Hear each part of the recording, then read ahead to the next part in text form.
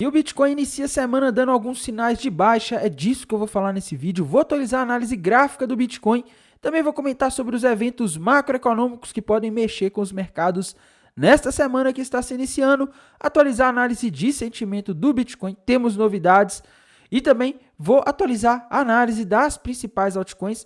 Mas antes de continuar, meus amigos, não deixem de se inscrever aqui no canal Criptográfico no YouTube, ativar o sininho para receber as notificações, deixar o like para dar aquela força, deixar seu comentário aí embaixo, seguir o nosso canal no Telegram, porque lá, além de novidades do mercado, a gente agora também está postando algumas oportunidades de airdrop. E bora lá atualizar a situação do Bitcoin do mercado de criptomoedas. E começando aqui pelo gráfico do Bitcoin, pessoal, o que está acontecendo aqui hoje, tá? Bitcoin parado aí nos últimos 2 dias, né? Como eu disse, como eu sempre falo aqui, tá? Final de semana, geralmente o mercado fica um pouco mais parado, a gente não costuma ter tantos movimentos fortes, tá? Mas uma coisa que infelizmente continua aparecendo no gráfico do Bitcoin é um sinal de queda que não é nada bom para o Bitcoin, principalmente para aquelas altcoins de baixo market cap, né? As famosas gemas, porque o que a gente está vendo aqui é o Bitcoin parecendo estar formando um topo duplo, que parece estar sendo rompido para baixo, tá? O Bitcoin já iniciou ali o movimento de romper para baixo esse topo duplo, e quando a gente faz uma projeção de até onde o Bitcoin pode cair, a gente vê alvo ali na região de aproximadamente 61 mil dólares, tá? Então, o que eu estou vendo aqui nos gráficos é que existe um grande risco de o Bitcoin cair para 61 mil dólares. Não consigo ver nenhum outro padrão gráfico aqui rompido e confirmado, né? Nesse topo duplo não está ainda muito lá aquelas coisas, tá? Mas eu não consigo ver nenhum padrão aqui indicando alta, tá? Por enquanto não estou conseguindo ver.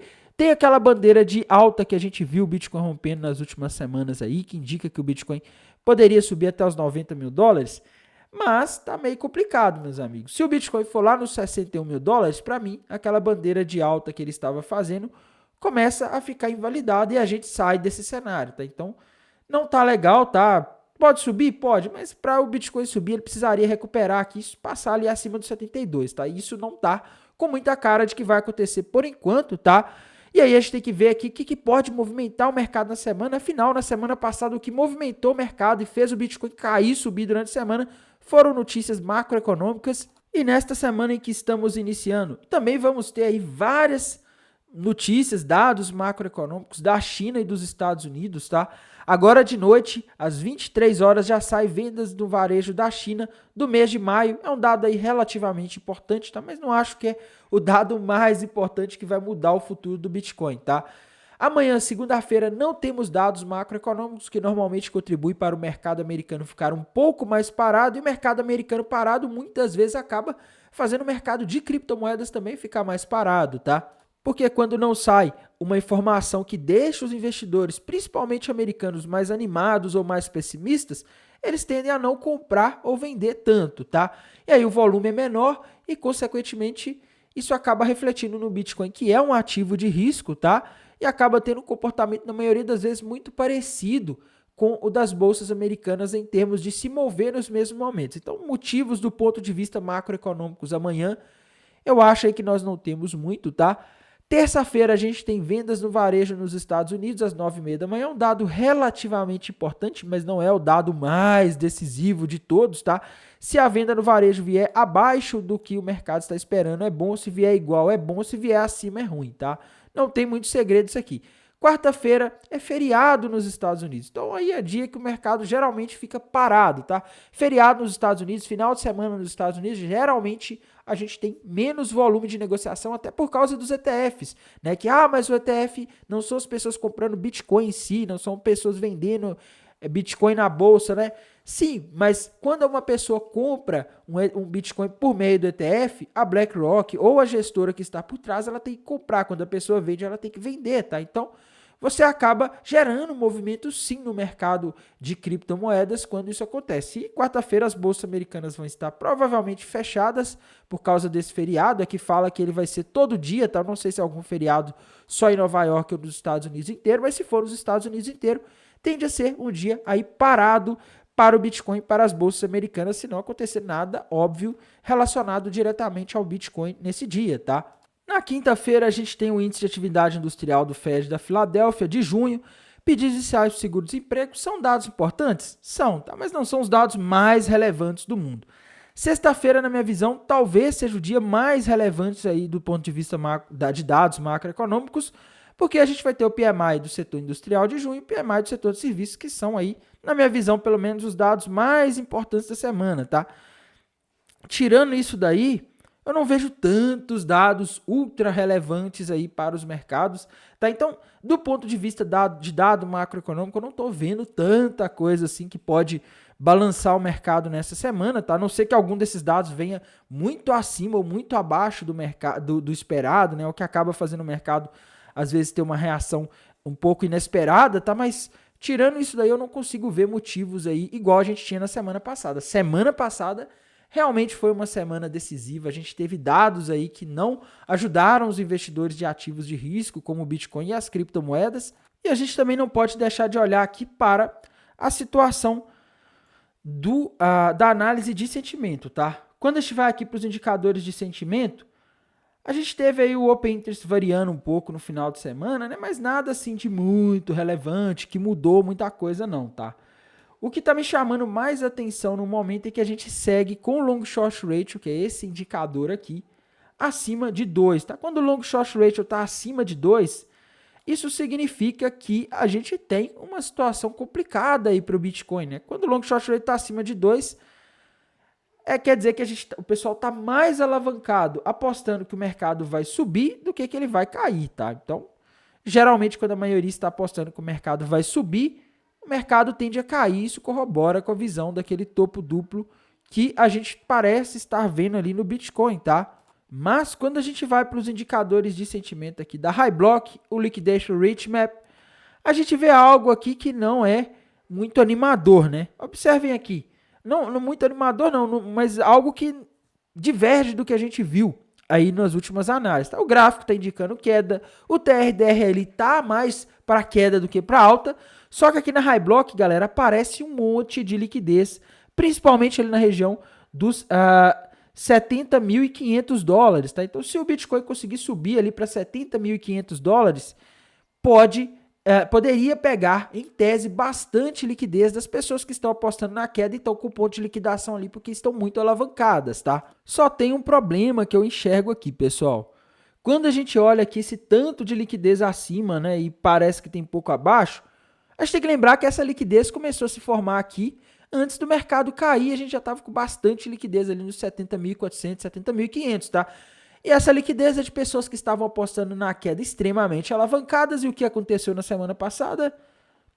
O mercado foi caindo, tá? O mercado foi caindo, à medida que o mercado foi caindo, a gente teve aí, provavelmente, muitas dessas pessoas que estavam apostando na queda alavancadas ganhando dinheiro, e os inteligentes com certeza fecharam, né? Porque uma posição extremamente alavancada, você não pode ficar segurando por muito tempo. Você não vai segurar uma posição alavancada em 100 vezes ou, sei lá, 50 vezes, 20 vezes por muito tempo, tá? O mercado andou e te deu lucro, você tem que fechar, porque senão você corre um grande risco de o mercado devolver tudo e ainda pegar a sua liquidação, tá? Então, esse tipo de coisa aqui é muito arriscada e eu não sei se a gente tem toda essa liquidez acima. Tá? Abaixo, o ponto que a gente teria mais aqui na região ali de 62 mil, a gente já tinha na última análise, né?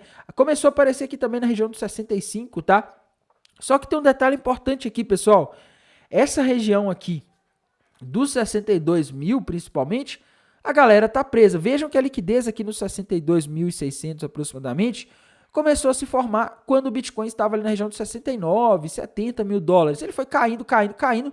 E esse pessoal que está apostando que o mercado vai subir e está aqui com a liquidação em 62.600, eles estão presos, tá? Porque o mercado já caiu bastante desde que eles começaram a abrir posições. Então, eles não podem realizar lucro, diferentemente do pessoal que abriu posição de trading lá no 68 e agora o Bitcoin está no 66, tá? Então, o que eu estou vendo aqui esse mapa de calor, ele pode ter uma armadilha aqui, tá? Ele tá mostrando que o mercado pode ir lá para 70.400 de novo, de uma hora para outra? Pode, tá? Mas talvez não tenha toda essa liquidez lá para justificar as baleias jogarem o mercado naquele ponto. Já que abaixo o pessoal tá preso, então talvez essa liquidez ainda esteja aqui, porque quem está alavancado muitas vezes não consegue fechar a sua posição assim que o mercado vai contra, né? Porque o prejuízo alavancado geralmente ele é muito grande e dói né? Dói no sentido, no bolso, né? E a pessoa acaba não conseguindo aí segurar por muito tempo, tá? E aqui temos que olhar também o gráfico do... temos que olhar aqui os gráficos, né, das principais criptomoedas aí, tá? Começando aqui pela Ethereum, pessoal. A Ethereum já bateu o alvo daquele ombro, cabeça, ombro. Tá até subindo aí nas últimas horas, tá? Hoje, no sábado, né, no domingo, a Ethereum tem performado até bem aí, tá? Ontem, principalmente no sábado, 2,5%. Não é a melhor performance do mundo, mas para o mercado que está com cara de queda é bom, né? Só que tem um problema, pessoal. A Ethereum nos últimos dias, eu pelo menos vejo aqui no gráfico dela um ombro, cabeça, ombro, tendo sido rompido para baixo. Tá? Embora já tenha batido o alvo ali na região dos 3.350, 3.360, é um padrão que normalmente reverte uma tendência de alta para uma tendência de baixa. Tá? Então, se ele reverte uma tendência de alta para uma tendência de baixa, quer dizer que talvez possa cair ainda mais. Tá? E talvez, se durante a semana ali o Bitcoin cair e for buscar a região dos 61, como os gráficos principalmente estão indicando, seria um péssimo sinal, tá? Então, eu não vejo aí uma situação muito amigável para a Ethereum, não, tá? Eu acho que a Ethereum, apesar de estar subindo aí nesse final de semana, a gente não pode confiar em movimento de final de semana, porque é quando o volume de negociação está baixo, tá? Outra criptomoeda aí que a gente não pode deixar de comentar é a Binance Coin, pessoal. Binance Coin tá numa situação difícil, né? Tava ali rompendo o topo histórico, rompendo o triângulo ascendente, mas o mercado caiu e fez ela voltar para a inércia, né? E a Binance Coin, na minha visão, ela tá lateralizando aqui de novo nessa região dos $600, 580 e poucos, tá? E, galera, eu só vejo a situação piorar se ela romper para baixo esse suporte aqui dos $600. Por enquanto não rompeu, então a gente segue aí tranquilo em relação à Binance Coin, mas se ela acabar passando para baixo aqui desse suporte de $600, o próximo suporte importante está na região dos 540, tá? Então fiquem de olho aqui, porque a Binance Coin não pode romper para baixo os $600 de jeito nenhum. E a gente também não pode deixar de analisar aí outras moedas importantes, né? A ADA Cardano estava fazendo um padrão interessante aí para quem quer que ela caia, tá? Infelizmente. Ela parecia nos últimos dias aí estar fazendo um triângulo descendente, né? Que normalmente é um padrão que indica queda, tá? Ela começou a romper para baixo ali a região de suporte dos 40 centavos de dólar. Agora está acima de novo, né? Mas a ADA Cardano, pessoal, rompendo aqui os 40 centavos de dólar para baixo, o alvo para ela está ali na região dos 30 centavos de dólar, tá? Que é o alvo desse triângulo descendente. Então, não tá nada legal aqui para Cardano, tá? Ela tá dando sinais de queda, o Bitcoin tá dando sinais de queda. Se o Bitcoin cai, ele já tende a puxar as outras altcoins, tá? Então, para mim, a Cardano tá indicando queda, o que é ruim para quem tá comprado, principalmente em mercados futuros, e é bom para quem está querendo comprar, tá? Eu acho que, por exemplo, tá aqui o gráfico está dizendo que ela vai a 30, né? A chance grande é de ir a 30. Mas a Cardano, por exemplo, a 25 centavos, 24 centavos, igual ela já ficou por volta de junho e julho de 2023, um ano atrás, na minha visão, é uma compra excelente, tá, pessoal? Para hold, tá? Não tô falando de compra para trading, porque a gente não sabe como que o mercado vai estar aqui, né? Ele pode chegar aqui nos 25 centavos dando sinal de que vai cair muito mais, e aí fica difícil a gente saber exatamente o que vai acontecer. Mas para quem compra mensalmente para hold, ou para quem está querendo comprar para hold e ainda não comprou uma altcoin, eu acho que a Cardano a 25 centavos é assim uma compra muito boa, tá? Ah, Tainan, mas a Cardano não entrega, a Cardano é muita propaganda. Sim, pessoal, mas é um projeto aí que tem credibilidade no mercado de criptomoedas, tá? A gente está falando de uma moeda que já passou por 2 ciclos aí e ela conseguiu bater valores mais altos em dólar, tá? Então, é uma moeda que tem alguma chance, diferente das moedas mais novas aí, ou dessas micromoedas, né, de market cap baixo, que podem subir muito, mas que a gente não sabe nem se elas vão continuar existindo daqui a alguns meses, tá? Porque são projetos muito novos. A Cardano já passou por uma prova de tempo aí no mercado, tá aí desde, se eu não me engano, 2017. Então ela é mais antiguinha aí, é mais velha, tá? Uma veterana. Então a chance de ela que tem uma comunidade forte, que tem uma equipe que está desenvolvendo ali as coisas, está sempre trazendo novidades, a chance de ela bater um topo histórico mais alto do que no ciclo passado é maior, do que é menos arriscado apostar nela do que apostar nessas outras altcoins. Tá? Então, Cardano a 25, se ela for a 30, principalmente a 25, para mim, é compra sem pensar para quem está querendo fazer hold, tá? Outra criptomoeda aí que a gente não pode deixar de falar dela, né? Ah, só esclarecendo, viu, pessoal? Não tô falando pra você pegar seu carro, sua casa e vender e comprar Cardano, não. Só estou falando que para quem tá com dinheiro sobrando, dinheiro da pinga aí para apostar em hold, é uma aposta interessante, tá? É só isso. Porque sempre tem o pessoal que às vezes interpreta que eu tô falando que é a melhor coisa do mundo a se fazer, né? A gente não sabe o que vai estar acontecendo. Vai que ela cai ali por causa de algum motivo muito sério e ela vai até 5 centavos, igual aconteceu na pandemia. Não sei, tá? Mas 25 centavos aí foi um fundo interessante no ano passado, tá?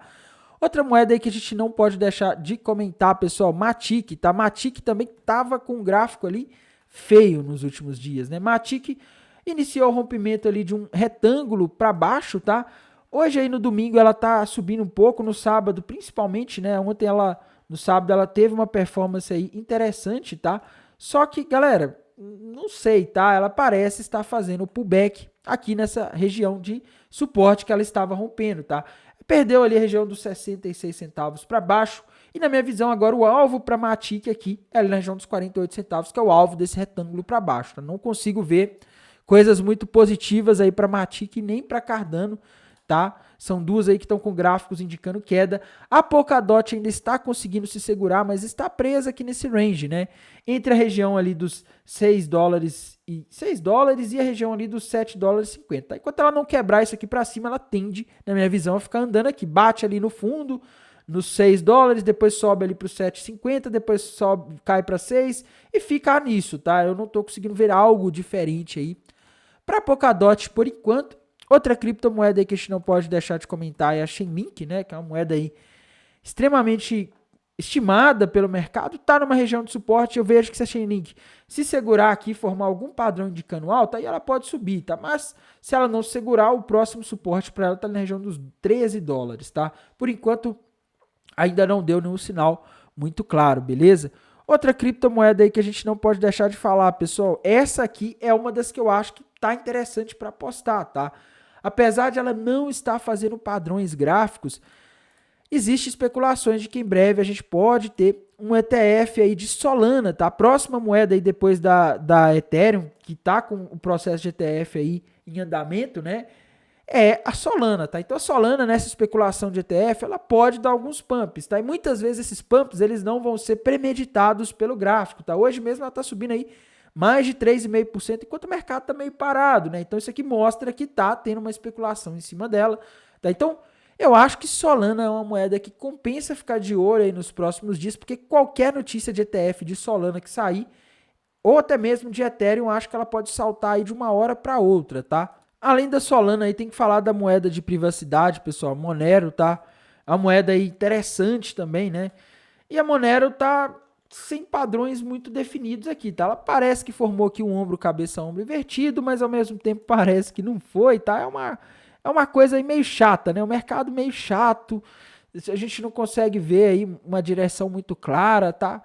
A Monero, para mim, na verdade, ela tá lateralizando, pessoal. Essa região aqui entre 170 e 180 tá sendo o range dela aí desde junho, tá? Então, desde junho não, desculpem, né?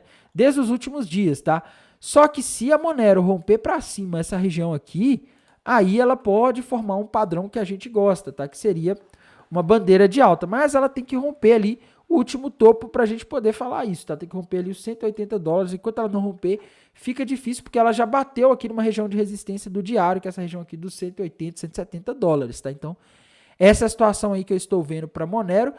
E, pessoal, por hoje é isso, tá? Acho que a semana aí ela pode ser uma semana de queda, tá? O gráfico do Bitcoin tá dando esse sinal, mas a gente tem que lembrar que a gente está numa lateralização aí desde março, né? Então o mercado pode também ficar meio chato e não fazer grandes movimentos.